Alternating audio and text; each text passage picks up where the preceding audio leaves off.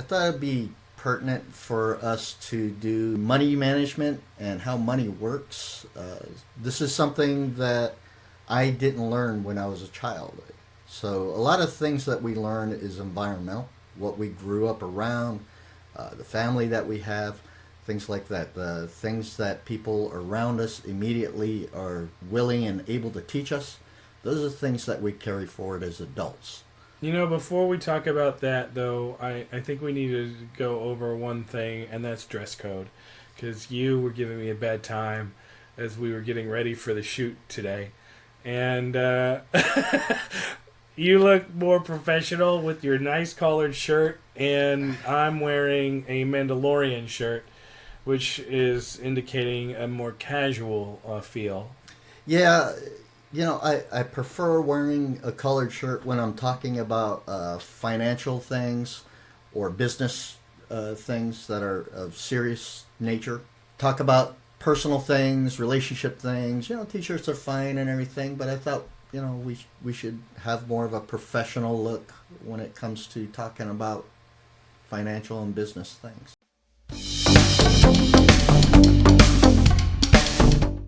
Let's get right into it. Money and how money could help you. If you're a younger viewer, we're going to have some solid advice for you here. Well, not just young viewers. There's plenty of people out there that are middle-aged or even seniors that have no idea how money works. Well, when I say no idea, I mean they have a hard time with their finances. And there's a reason why. The core reason is because of what they learned when they were young or as children from their parents and the people that could influence their lives. I don't think my parents would appreciate that I would say they didn't teach me much about finance. Oh, my parents taught me zero. And the problem isn't just there. The problem is also in high school level. It's not as important in junior high or middle school and things like that, elementary. But it is important to learn. And so there's courses in high school that are called like civics classes, right? But I don't know if they even have that anymore. I don't know if they have that anymore either. Something we should probably look into. But I didn't have civics classes. Even when I took civics course, which was, I believe, in my sophomore or junior year in high school, they taught nothing about money management. Yeah, there wasn't, that I can recall, any training in that. I think that there was one time in one class where they showed us how to write a check. And I don't even think that was a regular part of the curriculum. I think the teacher probably was just going out and helping us be ready for the real world. Well, I don't see how that would fit into any syllabus without it being a civics course, though. I don't recall it being a civics course. I don't recall that I had any civics courses, but I do remember one time we had a worksheet that just, here's how you fill out a check and here's the basics of a check. Okay, cool. And it was a 1 hour segment for the whole school year, and that was it. And we never really talked about it again. Sounds like it would be a civics class or a home ec class. Maybe home ec. I don't quite recall even what grade level I was in when I got that education. But I knew about checks because I see my mom paid bills, right? So she'd have this bureau. Little roll-up bureau, almost like it's a giant desk for holding your bread, because I've seen bread baskets made of the same kind of format. So she'd roll up her bureau, and then all her it's a roll-top desk. Roll-top desk. Okay, yeah. And so all her checkbook stuff was in there. I see her paying bills, and it was almost like through osmosis that I was just curious. I was a very curious kid in that. Okay, what's that? But not curious enough to go, hey, Mom, show me what you're doing. I never really thought to do that, and she never really thought to say, hey, come sit down. Let me show you what I'm doing. This is bill paying 101. I don't really think my parents were that well taught in investing either. Now, that's usually how it works. How parents were brought up, and their parents before them, is how they normally bring up their children.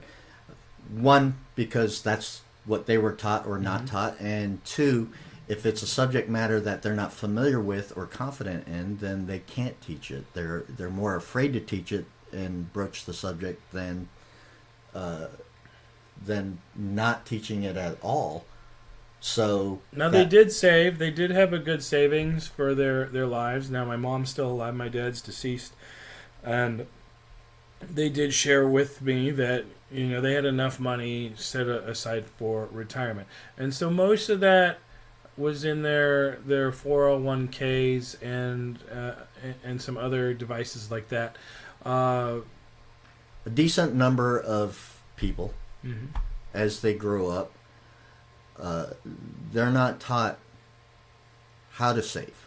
And when I say how to save, what I mean is the object isn't to put your money in a savings account. Because in a savings account, you gain a minimal amount of money over time. Especially nowadays. Nowadays, it's even worse than it used to be.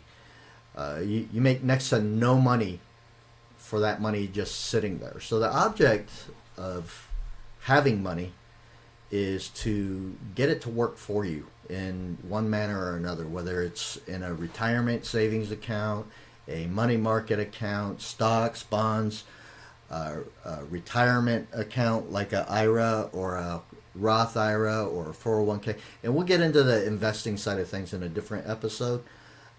For now, what you want to know is when you don't save money, you lose money.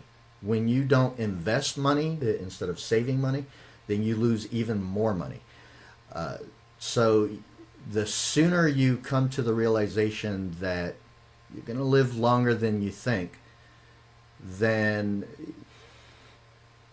how are you going to live? How are you going to survive after 60, 65, 70? Where's that money going to come from? If you're depending on Social Security was always meant as a supplemental income, not as a primary source of income. It's not what that was created for. And so many people in their retired years are so dependent on Social Security benefits that their quality of life is next to zero, where all of it is coming in and then going immediately out for the things that they need to spend their money on. But I bet you a lot of those people had a great quality of life in their 30s, late 20s, and 40s, spending a lot of money. Possibly. I've seen it. Possibly. I mean, what drives that wasn't their quality of life. What drives that is having no appreciation for the value of money. And that can come from any walk of life, whether you're poor or middle class or upper class. That can come from any walk of life, depending on what you're taught as a child. And so if you're not taught these things as a child, then you're not aware of the necessity of it, right? And because of that, there's no respect for what that money could mean for you in the long term. And that's what drives the spending money without thinking about the repercussions. I want to change a little bit of what you said there, because it's not guaranteed that you're not going to have that respect. Because for me, I didn't have the kind of teachings that I wish I did on where to invest, how to invest, and how to save my money appropriately, right, as a kid. And yet I still am aware of it today, and I was aware of the deficiency when I was a kid.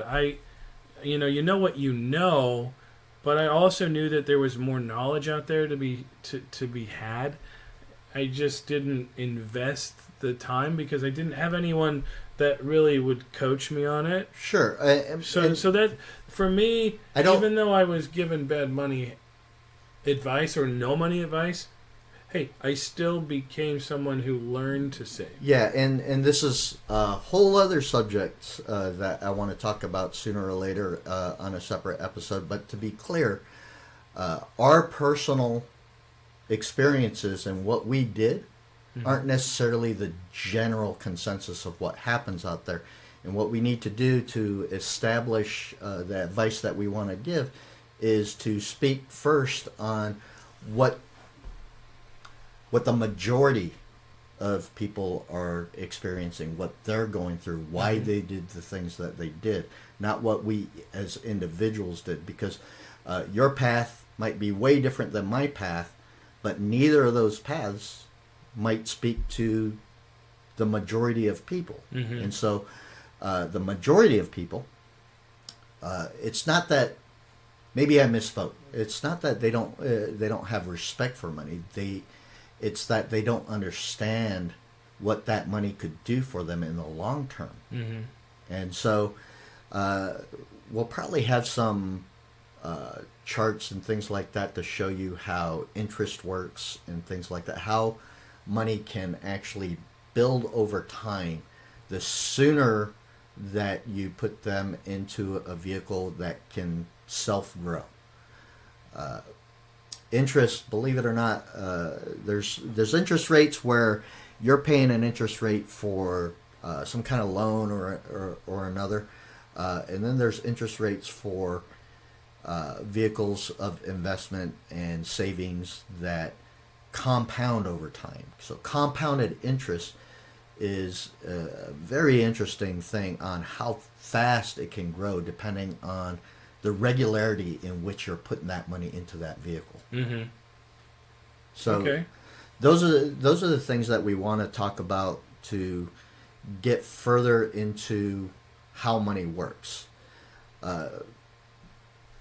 Bottom line, if you're not putting money away in something that's providing you with growth for your money, then you're setting yourself up for long-term failure. And even if you make up for it or try to make up for it, let's say in your 20s you should be starting to do this kind of thing, but you don't do it until your 30s or 40s. Mm-hmm. Well, you've lost that time. You can't get that time back. And so now you got to figure out how you can make it work for you in the long term. And that's the tricky part about compounded interest. Let's say, for instance, I decided at 20 that I'm going to save $100 a month. And I'm going to put it into, let's say, 401k. Yes. Okay. Compared to where I didn't start doing that until I'm in my 40s. So a 20-year difference. Now, the difference between the $100 a month over 40 to 45 years, which is your time frame from 20 to retirement age, to starting at 40, is literally millions of dollars in result. And that's why compounded interest is so important to understand and respect, because if you don't follow that rule, you're going to feel behind. As a matter of fact, nowadays, I was reading an article the other day where I think it was 56% of adults near retirement age have nothing saved for retirement. Who's an adult that's near retirement age now? Is that a Gen Xer now, or is that still baby That'd probably boomers? be my age group. I'm 55 right now. Are you a Gen Xer? Yeah, I'm right at the cusp. I was think like it was up until 68? 1965, Five? and then 1966 and to the 80s somewhere is the Gen X. I'm clearly Gen Xer, 49 years old, and yeah, it's interesting what you're saying there, because Our group is the hardest hit group right now.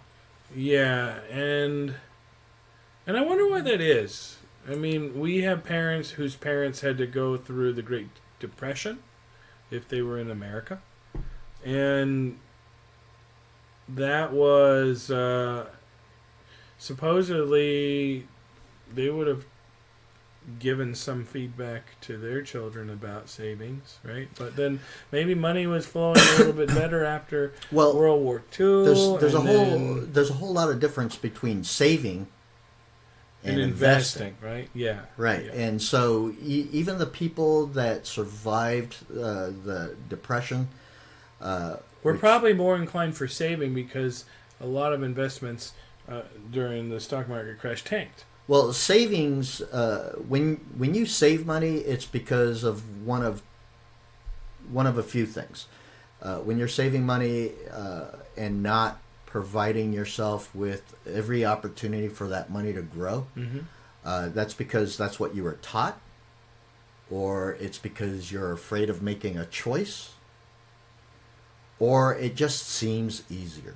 Of course, in those days, the banks were all failing too, so people would put their money in coffee cans and bury them in the backyard. Well, nowadays we've got some banks that are failing right now. We do, actually. Yeah. And you know what? I took a chunk of money and I put it into the market because things dipped. And that's another thing we'll talk about when we do the investment video. I think we could both agree, though, that the worst case scenario is to have neither investment nor savings.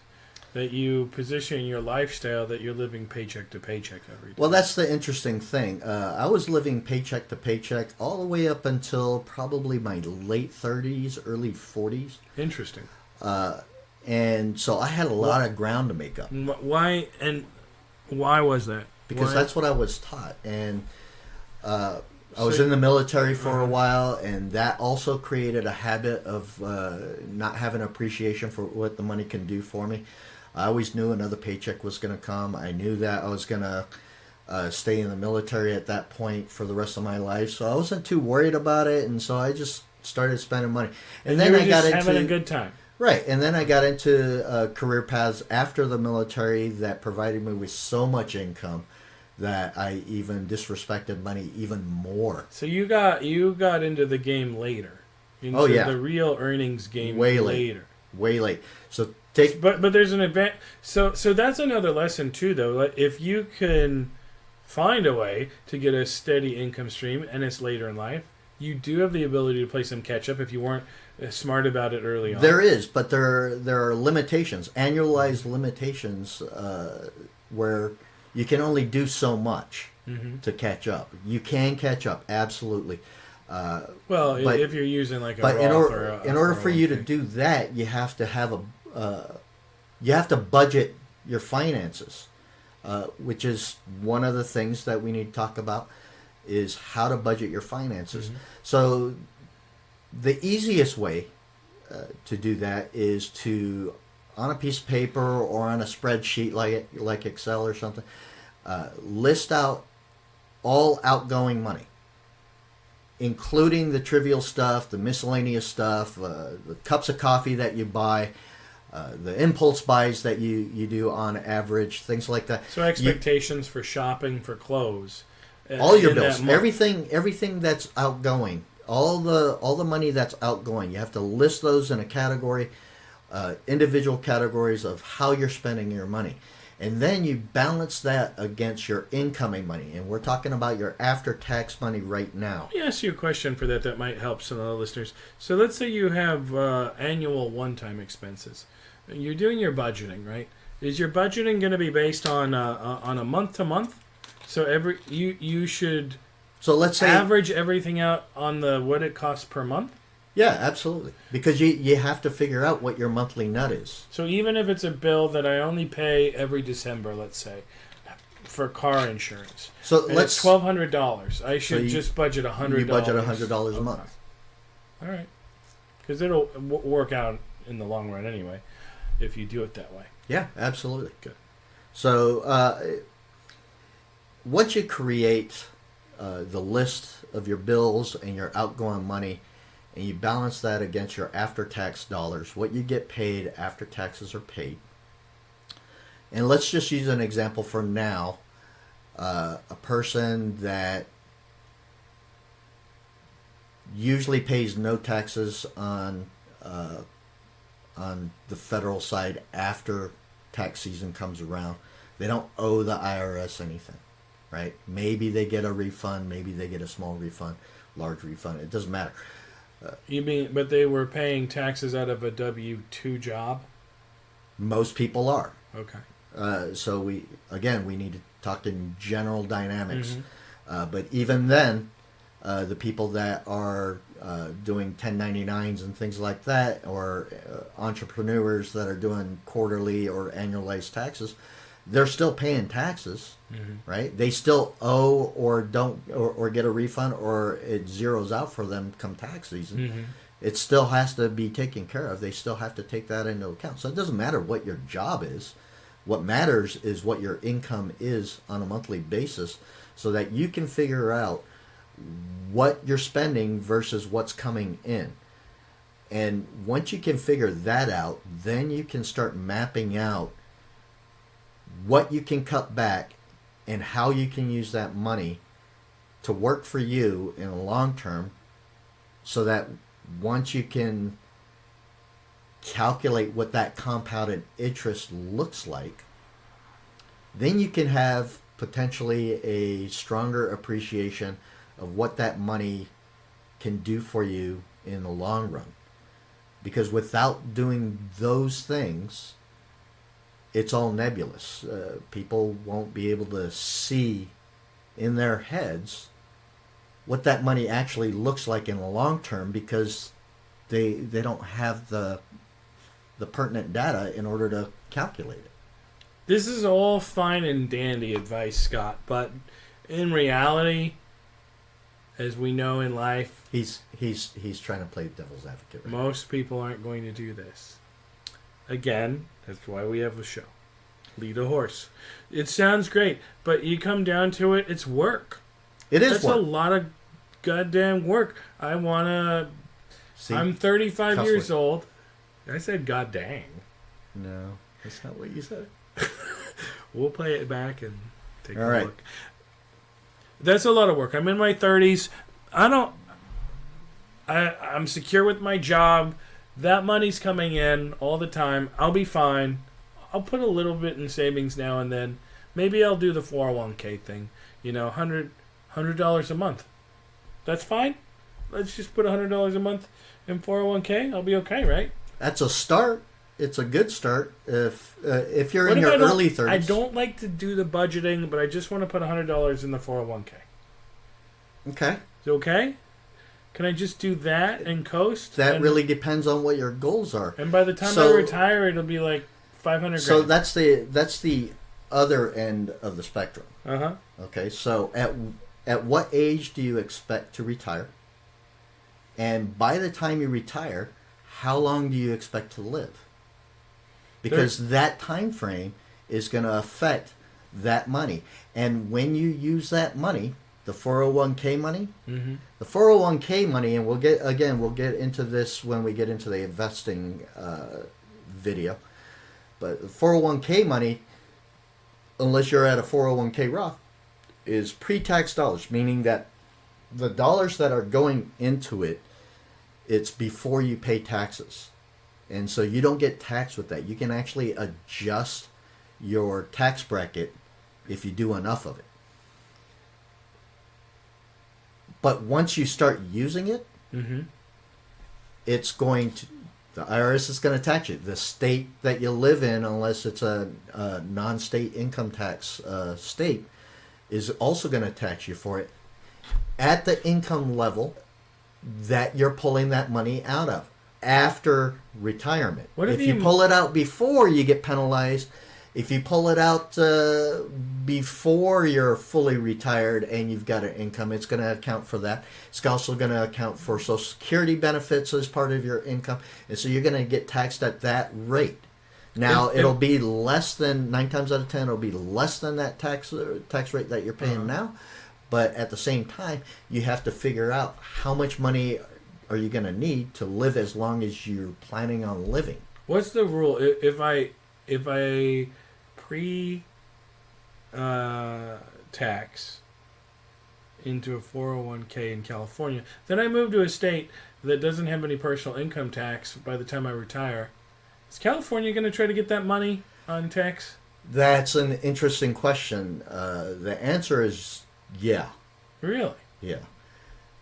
How well And is that some legal... how well and strongly it's pursued, well, that's up to California at that point in time. Would they actually have legal precedent to try to attach They've a lien to my wages? they've always been known to go after the tax dollars that they feel that they are owed. Interesting. Okay.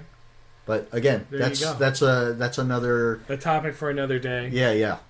And are we by any means experts in that, or are we just knowledgeable? Are you speaking as an expert, or just Okay, from so the experience? financial advice that we give, it's going to be general knowledge advice, mostly because in order for us to facilitate specific financial advice, like specific vehicles that you can use, and specific stocks and bonds and mutual funds and ETFs that you can invest in, for us to be able to do that, we need to have a financial advisor license. And so, Which neither of us do. yeah, So, we're not Please be gonna aware of that. we're not gonna be giving you specific advice on where to put your money specifically. We are gonna tell you how the money works and how it works for you, so that you have at least the beginnings of a decision process to figure out what your life can look like and the quality of that life. Could we technically disrupt markets if we had a large enough audience, though, and we said invest in such and such stock, and then we get in trouble with the SEC? Potentially, yes. Well, I'm not going to advise you to invest in any stocks. Yeah. So, hey, hopefully this was helpful to you, and if you want a deeper dive, let us know in the comments about some more specific topics, or maybe we could bring an expert along to talk about some of the particulars of finance that is an expert and is qualified. Otherwise, Scott, what else you got to close today's session? Yeah. If you don't know how to create a spreadsheet, there are quick and easy tutorials to teach you how to create formulas in a spreadsheet and put together something that's customized to your situation. If for one reason or another you find it next to impossible for you to be able to do that, then reach out to us. We might be able to put together some spreadsheets for you that you can utilize so you can better manage your money. There are a lot of templates out there already, so yeah, we can lead you in the right direction. The first step, though, is to understand that if you are not creating wealth for yourself over time, whatever age you might be at, it's never too late for you to start, and you need to start looking at it now, not later, not day after tomorrow, not next week, not next month, not next year. You need to start looking into it now. There's plenty of resources out there for you to take a look at to help you do that. Investopedia, which is a nonprofit organization website about investing and about money, is a great place to start. That's how I taught myself once I started getting serious about saving and investing things. I taught myself for the last 12, 15 years now. 15 years now. And how deep a dive can you take in an Investopedia? Like, can you learn about shorts? Oh, it has everything in there. Really? Yeah. Great. Okay, that's a good resource. Yeah, don't do shorts. Right? Don't get into any complicated. He's not forms an of expert, investment. though. So If you're you only have to take his advice with a grain of salt. if you're starting out to try to figure out how your money can work for you, don't do the day trading thing. Don't do the shorting and longs and puts and calls and things like that. Just get your baseline done. Start using your money and putting it away into a vehicle that you're happy with and you're comfortable with. Do the research. Investopedia is a good place to start. There you go. You have it all. And we'll talk to you again on the next time. We'll see you later. Thanks for listening. Bye-bye.